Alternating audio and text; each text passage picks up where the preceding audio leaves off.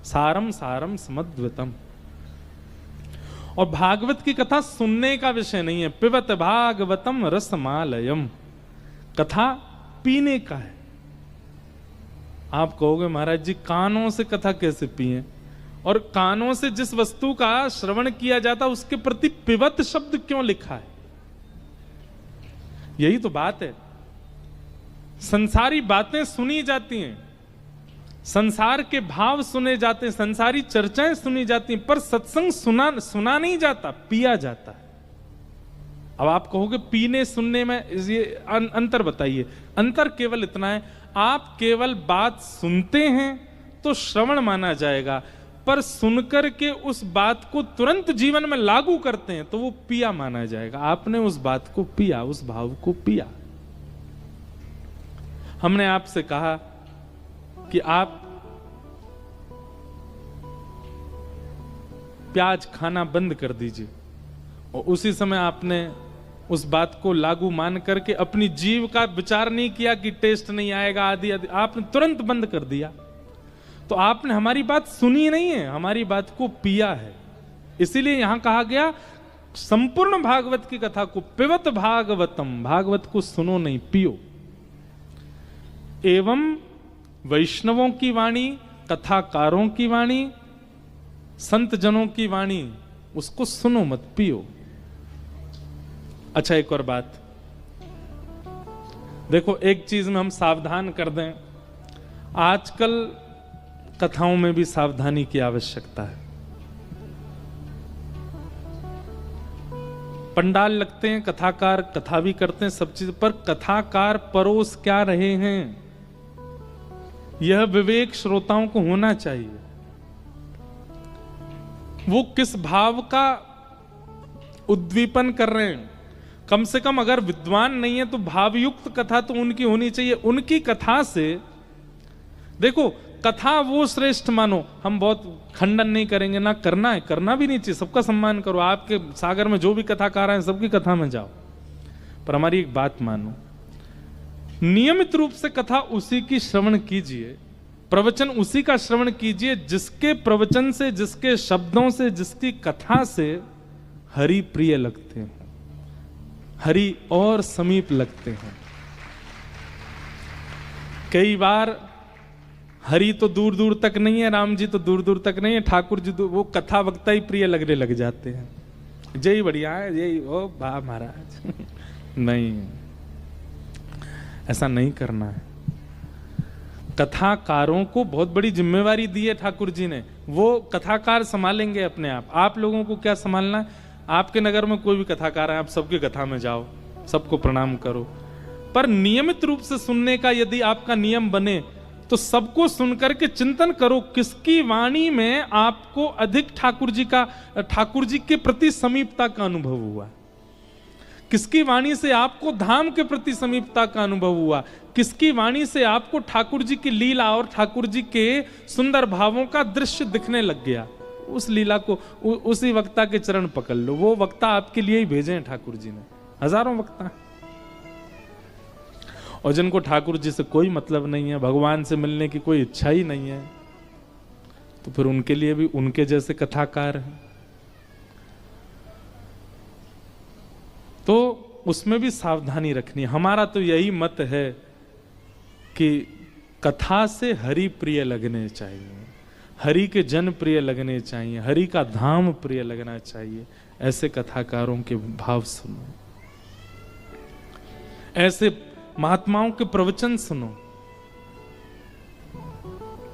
हमारे भारत में संतों के प्रवचनों की कोई कमी है? और आज तो इतना आधुनिक समय आ गया है कि आप सब लोग ऑनलाइन बैठ के सब सुनते रहो, अपने जीवन को सार्थक बनाते रहो। एक से एक महापुरुष हैं, अपने यहां बैठे बैठे ही प्रवचन उनके प्राप्त हो जाते हैं, उनके भाव प्राप्त हो जाते हैं।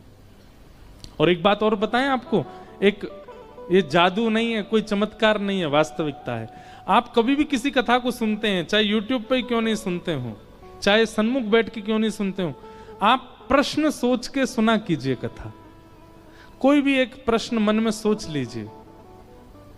हाँ, वो प्रश्न ये नहीं होना चाहिए कि मेरो ब्याह कब होएगा, ये प्रश्न ये नहीं होनी चाहिए हमारे बालक कब होंगे, प्रश्न ये नहीं होनी चाहिए हमारा व्यापार कैसे चलेगा, प्रश्न ये नहीं होना चाहिए करोड़ों का मुनाफा कब होगा, ये सब नहीं। हमको टिकट कब मिलेगी हम कब चुनाव लड़ेंगे, ये सारे प्रश्न आपके चित्त में नहीं होने चाहिए। इनका तो प्रश्न का उत्तर मिलेगा ही नहीं, ये तो आउट ऑफ सिलेबस जा रहे हो आप लोग। यहां तो जीवन उपयोगी प्रश्न ही चिंतन कीजिए, आध्यात्मिक प्रश्न सोचिए और आप बैठिए कथा में।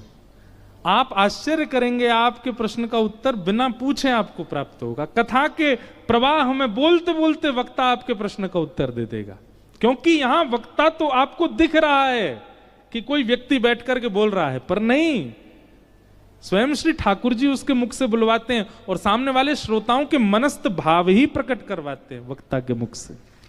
इसलिए आप चाहे कहीं भी किसी प्रवचन को सुनो, प्रश्न तब कीजिएगा जब बहुत 2-4 दिन की कथा निकल गई, अभी तक उत्तर नहीं आया, तब प्रश्न भले ही पूछ लो, लिख करके उनको दे दो, नहीं तो आप मन में ही सोच लो और आप बैठो कथा में, आपके उत्तर मिलेंगे। हम अपने पूज्य पिताजी महाराज की कथा में जाते थे छोटे छोटे, जब गर्मियों की छुट्टी, सर्दियों की छुट्टी, हम हर कथा में हमने अपना अनुभव बता रहे, सोच के बैठते थे। और प्रश्न ऐसे ही होते थे, आध्यात्मिक हो या सामाजिक व्यावहारिक हो। और पिताजी महाराज की कथा में हमने उनसे कहा भी नहीं, वो फिर भी कथा कहते कहते उत्तर मिल जाता था। तब से हमारा और विश्वास व्यासपीठ की तरफ वैसे तो प्रगाढ़ है ही, और ज्यादा हो गया कि ये तो अद्भुत, ये सामान्य किसी व्यक्ति का आसन नहीं है, साक्षात ठाकुर जी का आसन है। तो पिबत भागवतम रसमालयम, संत जनों की वाणी को सुनो नहीं, पियो। एक घाटम दास नाम के व्यक्ति थे, क्या नाम था उनका? घाटम दास। बस इस कथा को कहकर विराम देते हैं। हाँ, हमारी पूछो तो हम तो कहते रहेंगे, हम तो शांति ही नहीं होंगे, पर हमें आपकी चिंता है, दूर दूर है ना घर सबके, रात भी हो गई है। तो एक घाटम दास नाम के एक भक्त थे, भक्त नहीं थे, चोर थे। कौन थे? चोर। जयपुर के पास में एक पहाड़ी रास्ता था, वहां उनका गढ़ था। और ऐसे वैसे चोर नहीं थे, पुश्तैनी चोर। उनके पिताजी भी चोर थे, उनके दादाजी भी चोर थे, उनके परदादा भी चोर थे, परदादा चोर थे, परंपरा से चोर थे। उनके गांव में भी सबको पता था कि कौन है परंपरा से चोर है। वो शादी ब्याहों में भी जाते थे, ये हमारे गांव का पारंपरिक चोर है ऐसे चोर थे। वो समय होते थे, पुराने समय में ऐसे लोग भी होते थे। वो गुलाब जामुन उड़ा रहा है, वो हमारे यहाँ का पारंपरिक चोर है, वो चोरी से चलता उसका घर। तो घाटम दास जी एक दिन बैठे थे, रात्रि का समय, राह से निकलने वालों को लूटते थे। उस दिन गलती से राह से एक महात्मा निकल रहे थे। महात्मा को जैसे देखा, घाटम दास जी ने पहले तो मार्ग रोका, बोले जो भी कुछ है तुम्हारे पास सब निकालो। महात्मा जी ने कहा भैया हम तो महात्मा हैं, हमारे पास तो कुछ नहीं है, हमारे पास तो एक ही वस्तु है बेटा, तू प्रणाम कर, आशीर्वाद देंगे, वो भरा पड़ा हम में, वही दे सकते हैं घाटम दास जी को थोड़ी दया सी आ गई, अरे महात्मा का क्या हम हरण करें। बोले आप महात्मा हैं, आपको हम छोड़ देते हैं, आप चले जाओ। महात्मा बोले देखो हमसे टकराए हो तो निश्चित है अर्धरात्रि में मेरा यहां से निकलना, तुम्हारा चोरी करना और हम दोनों का मिलना, ये संयोग है, ये ठाकुर जी ने करवाया है। इसलिए तुम कुछ पूछो, हम तुमको कुछ दे के जाना तो चाहते हैं, अब मिले हैं तो थोड़ा सत्संग हो जाए। घाटम दास जी बोले ऐसी कृपा कर दो कि मेरी चोरी कभी बंद ना हो, इस मार्ग से एक धनवान निकलते रहे, मैं सबको लूटा करूं, मेरे घर में कभी, मेरा बेटा भी अभी अंडर ट्रेनिंग है महात्मा जी बोले देखो ये तो तुम्हारी इच्छा है, पर संत जन कभी कभी अपनी तरफ से प्रसाद देते हैं, हम अपनी तरफ से दे रहे हैं। बोले क्या? पहले तो महात्मा जी ने कहा चोरी छोड़ दो। बोले ये तो हो ही नहीं सकता, ये तो हमारे रक्त में है महाराज, ये तो परंपरा से हम चोर हैं, ये कैसे छोड़ सकते हैं? आपके लिए ये काम पाप होगा, मेरे लिए तो ये धर्म है। मैं तो चोरी करने के बाद में जिसकी मैंने चोरी करी है उसको प्रणाम करके जाता हूं कि वो मेरा दानदाता है, उसने मुझको दिया, मेरा घर चलेगा उससे, ये तो मेरा परंपरागत है महाराज, मैं कैसे छोड़ सकता हूं। तो महात्मा बोले ठीक है, तो फिर तीन बात हमारी मानो। क्या? पहली बात, कभी भी झूठ नहीं बोलोगे। चोरी करो, तुम अब चोरी करो, हम तुमको छूट दे रहे हैं, पर हमारी 3 बात मानो। क्या? पहली बात, कभी झूठ नहीं बोलोगे। वो नहीं बोलेंगे। जो भी वस्तु लोगे, जो भी वस्तु जीवन में आएगी, घर में आएगी, पहले ठाकुर जी को निवेदित करोगे, तब अपने प्रयोग में लोगे। घाटम दास बोले जी। और तीसरा काम, राह में चलते हुए कभी कोई संत मिल जाए, कभी ठाकुर जी का मंदिर दिख जाए, कोई आश्रम दिख जाए, कितनी भी जल्दी में होगे, 2 मिनट रुक करके प्रणाम करोगे, वंदन करोगे, परिक्रमा करोगे, तभी आगे बढ़ोगे। ये 3 काम तुम अपने जीवन भर करते रहना। बस ये तीन बात हमारी मान लो, हम मान लेंगे कि हमारा तुम्हारा मिलना सार्थक हुआ। घाटम दास जी बोले इसमें मेरा कोई घाटा नहीं है, मैं तीनों करूंगा। आज के बाद सत्य बोलूंगा, जो भी वस्तु जीवन में लाऊंगा ठाकुर जी को निवेदित करूंगा, और मार्ग में कोई भी भगवत स्थान मिलेगा उसको प्रणाम करूंगा, परिक्रमा करूंगा, तभी आगे बढ़ूंगा, चाहे कितनी भी जल्दी में हूं। महात्मा बोले बस ये कर दो, ठीक है। अभी हेलीकॉप्टर मत देखना, सब इधर देखो, कथा सुनो मेरी ध्यान से। हमने तो कही थी कोई कथा कीर्तन में उड़ा दी हो भैया, नहीं तो सब यही को देखेंगे। अभी हम कीर्तन गाएंगे तब उड़ा देना, अभी बिठा लो इसको, लैंड कर दो। इधर देखो सब लोग, क्या सुना रहे थे हम? 3 बातें घाटम दास को बताई महात्मा ने।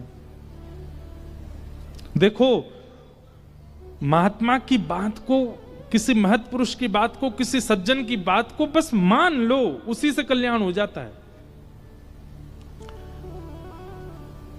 घाटम दास जी बढ़िया नियम का पालन करने लगे जो गुरुजी ने बताया। धीमे धीमे धीमे घाटम दास की खूब चोरी होने लगी। महाराज बड़े बड़े उसने लूट लिए, और वो इसमें मानता था मेरे गुरु की कृपा है। एक दिन उसने खोजे वो महात्मा कहाँ हैं, और उनका आश्रम ढूंढ लिया। अब तो घाटम दास क्या करता, साल भर की कमाई में से दशांश अपने गुरुजी के यहाँ दे आता। भंडारा करो गुरुजी, मंदिर बनवा दो, बढ़िया आपकी कृपा से सब बढ़िया चल रहा है। लेकिन गुरु कृपा कभी तो होनी थी। एक दिन घाटम दास ने सोचा मुझे रोज चोरी करनी पड़ती है, तब भरपाई होती है। कोई ऐसी चोरी हो कि एक बार की चोरी में ही इतना कोटा आ जाए कि मेरी मृत्यु पर्यंत मुझे ना करनी पड़े, और उससे मेरा घर भी चल जाए, गुरुजी के आश्रम में भी कुछ ना कुछ दान दक्षिणा होती रहे। तो घाटम ने सोचा कि आज तक मैंने सेठ साहूकार लूटे हैं, आज अपने नगर के राजा को लूटूं। और कैसे लूटूं? बोले राजा का इतने सारे घोड़े हैं, उनमें से सबसे सुंदर एक काला घोड़ा है, एक श्वेत घोड़ा है, सफेद घोड़ा। अगर वो चुरा करके बेच दूंगा तो इतना धन मिलेगा कि मुझे कहीं नहीं जाना पड़ेगा। घाटम दास पहुंच गए चोरी करने राजा के यहां। जैसे ही प्रवेश करने लगे तो द्वारपालों ने रोक दिया। कौन हो? घाटम दास। क्या करने आए हो? बोले चोरी करने आए हैं। झूठ तो बोलता नहीं है। तो उसने जैसे ही बोला चोरी करने आए हैं, तो द्वारपाल एक दूसरे का मुख देखने लगे। तो दूसरा द्वारपाल बोला उससे, ये जरूर राजा का कोई गुप्तचर है, हमने रोक दिया तो बुरा मान के बोल रहा है चोरी करने आया हूं। बुरा लग गया इसको, हमारी बात बुरी हमने रोक दिया, इसको बुरा लग गया। अरे भैया बुरा नहीं मानो, जाओ जाओ भीतर जाओ। आप बुरा क्यों मान रहे हैं? जाइए भीतर, आप राजा के गुप्तचर हैं। भीतर गए।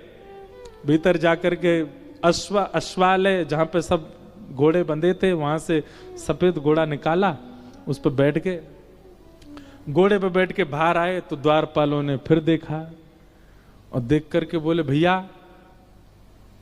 क्या किया अंदर? बोले घोड़ा की चोरी करी, और चोरी करके अब जा रहे हैं, इसको जाके बेच देंगे, उससे धन मिलेगा, उससे घर चलाएंगे। अरे भैया तुम बुरा नहीं मानो ना, जाओ। आप इतना बुरा क्यों मान जाते हो? आप इतना क्रोध क्यों? जाइए जाइए आप। घाटम दास मनी मन सो, जय हो गुरु जी, बड़ी कृपा आपकी, सत्य बोलने का क्या फल मिल रहा हमको। घाटम दास निकल गए घोड़ा लेके। सुबह सुबह 4-5 बजे का समय होगा। थोड़ी देर बाद राजा उठा। राजा उठते ही आखेट को वन में जाने का उसका मन हुआ। तुरंत वो अश्वालय में गया। वहां जाकर के उसने अपने प्रिय घोड़े को ढूंढा, नहीं मिला। सबको हल्ला किया, मेरा घोड़ा कहां गया यहां से। बात घूमते घूमते द्वारपालों पे पहुंची। सब द्वारपाल बोले, महाराज आपका गुप्तचर आया था ना, वही लेके चला गया। बोले, मेरा गुप्तचर? मेरा कोई गुप्तचर नहीं, मैं तो सो के अभी उठा हूं, हाथ मुंह धो के आखेट को वन में जा रहा हूं। अरे महाराज, एक व्यक्ति आया था और उसने आके हमसे कहा था हम चोरी करने आए। मैंने कहा भाई चोर इतना सत्य थोड़ी बोलेगा चोरी करने आए। और वो घोड़े पे बैठ के गया, बोला मैं जाऊंगा, बेचूंगा, धन कमा के घर वालों को दूंगा। वही लेके गया है। पकड़ो, पीछा करो उसका, जहां भी मिले उसको बांध लो, पकड़ के लाओ। घाटम दास जी तुरंत घोड़ा भगा रहे थे। बोले जल्दी घर पहुंचूं, पीछे सैनिक पड़ेंगे अभी। और पीछे सैनिक पड़ ही गए थे। इतने में ही घाटम दास जी को एक राम जी का मंदिर दिखा। गुरु जी की दूसरी आज्ञा क्या थी? कभी भी कोई मंदिर, देवालय, आश्रम दिखे तो रुकना है, चाहे कितनी भी जल्दी में हो। और इस समय घाटम दास का रुकना घातक है, लेकिन फिर भी गुरु आज्ञा मान के रोक गए। घोड़ा बाहर बांध दिया, भीतर चले गए, राम जी को प्रणाम किया, परिक्रमा करी। उसमें भी जल्दीबाजी नहीं, भाव से गुरु जी की जैसी आज्ञा थी। महाराज, अच्छा हाँ, एक आज्ञा तो हमने बताई नहीं। वो जो भी सामग्री लेते थे ठाकुर जी को निवेदित करते थे। तो राम जैसे वो घोड़ा चुराया, घोड़ा चुराते ही सबसे पहले उसका स्पर्श करके, हे राम जी ये आपका है, इसको स्वीकार करो, राम जी को निवेदित करके तब चोरी करता था। तो राम जी को निवेदन करने के कारण और गुरु आज्ञा मानने के कारण राम जी इतने रीझ गए उससे कि बाहर जो अश्व खड़ा था वो था सफेद, पर जब तक सैनिक आए वो पूरा काला पड़ चुका था। सैनिकों ने अश्व को देखा, अश्व की कद काठी और उसका रूप देख करके बोले ये है तो हमारे राजा का ही, पर ये काला सा कैसे हो गया। तभी भीतर देखा तो घाटम दास। द्वारपालों ने कहा यही है, यही चुरा के ले गया था। घाटम दास को पकड़ के बोले, क्यों भैया ये घोड़ा तुमने चुराया? बोले जी मैंने चुराया। कहां से चुराया? बोले आपके अश्वालय से चुराया। बोले ये तो श्वेत था, ये काला कैसे हो गया? बोले ये मुझे नहीं पता, पर जब ये मिला था तो मैंने बस ठाकुर जी को निवेदित कर दिया। ठाकुर जी को निवेदित करने के बाद ये काला कब पड़ा, अब ये मुझे नहीं पता। अब भैया ये तुम्हारे राजा का थोड़ी, अब तो ये राम जी का हो गया। अब राम जी को जैसा घोड़ा प्रिय लगता होगा वैसा बन गया, और उनको सांवला प्रिय होगा इसलिए सांवला बन गया। सैनिक बोले क्या उटपटांग बातें करता है, इसको पकड़ के ले चलो राजा के पास। राजा के पास ले गए। राजा अपना घोड़ा देख के हैरान, बोले ये काला कैसे हो गया, ये मेरा घोड़ा नहीं है। अब घाटम कह रहा नहीं नहीं ये आपके यहां का ही घोड़ा है, पर आपका नहीं है। अब ये राम जी का हो गया है, अभी राम जी का है और उनकी प्रसादी में स्वीकार कर रहा हूं। सब आश्चर्य में बोले सच भी बोल रहा है और इसकी बातों पे विश्वास भी नहीं हो रहा, घोड़ा काला पड़ गया है, क्या क्या चल रहा है समझ नहीं आ रहा। तो राजा बोला मुझे एक बात याद है, मेरे घोड़े के गले पर एक मस्सा है, यदि वो मस्सा इसके है तो ये घोड़ा मेरा है। जैसे उसका गला देखा तो वहां मस्सा था। अब सब उसको पूछा ये काला कैसे पड़ा? बोले नहला के देख लो, धुला के देख लो, रगड़ के देख लो, मैंने कोई रंग नहीं पोता इस पे। राजा को विश्वास करना पड़ा उसकी बात पर। बोले ये काला हुआ कैसे? बोले मैंने राम जी को निवेदित किया था। उनकी बात सुनकर के राजा इतना प्रसन्न हो गए कि राजा ने घाटम दास जी की गुरु आज्ञा पर प्रसन्न होकर के, रीझ करके, और राजा ने उनसे कहा देखिए महाराज आप भले ही चोर हैं, पर मैं आज आपको एक ऑफर दे रहा हूं अपनी तरफ से। क्या? इस राज्य की गुरु पदवी खाली, आप हमारे गुरु बन जाओ, हमारे राज्य गुरु हो जाओ। घाटम दास जी महाराज, उनके पद भी आते हैं भक्तमाल जी में, नव भक्तमाल राजस्थान के भक्तों में। तो घाटम दास जी महाराज इतना रोए, बोले मैंने चोरी नहीं छोड़ी और चोरी के साथ साथ केवल गुरु आज्ञा का पालन किया, और उसका फल मुझे यह मिला कि आज केवल गुरु आज्ञा से मैं एक राजगुरु बन गया। यदि मैंने चोरी भी छोड़ दी होती, दुष्कर्म भी छोड़ दिए होते, और तब गुरु का पालन किया होता, तो आज एक राजा की गुरु पदवी नहीं, आज प्रभु श्री राम की गोद प्राप्त हो गई होती, वो मुझे अपनी गोद में ले लेते। ये गुरु आज्ञा का फल है। ऐसे घाटम दास जी महाराज का चरित्र सुनाया गया है। उनका एक पद मुझे बहुत अच्छा लगता है, मैं ढूंढ रहा हूं, मिल जाए तो। अब अभी नहीं मिला तो फिर कल कथा में सुनाएंगे, अब कल ही सुनाएंगे। बोलो भक्तवत्सल भगवान की जय।